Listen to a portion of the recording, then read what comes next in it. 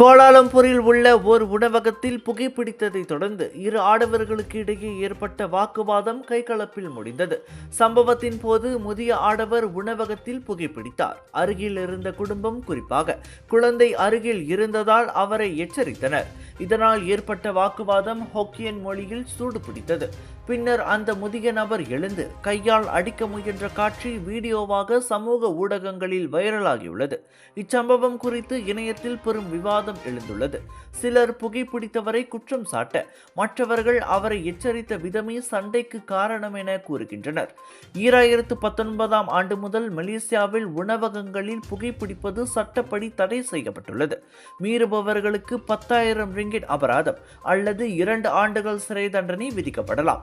அதே சமயம் உணவக உரிமையாளர்களுக்கும் 5,000 ரிங்கிட் அபராதம் அல்லது ஓராண்டு சிறை தண்டனை விதிக்கப்படும் என்பதும் குறிப்பிடத்தக்கது. Big India shopping festival and பூடி மச்சா வைரல் ஃபுட் ஃபெஸ்டிவல் இப்பொழுது தொடங்கியாச்சு. 7 to 11 ஜனவரி வரை புத்தம் புதிய பொலிவுடன் பிரம்மாண்டமாக ஏயோன் பிக் ஃபாலின் ஈப்போவில் குர்தா, குர்த்திஸ், பஞ்சாபி சூட், சாரிகள் என விதவிதமாய் ரகரகமாய் புத்தாண்டிற்கு வந்து குவிந்திருக்கின்றன.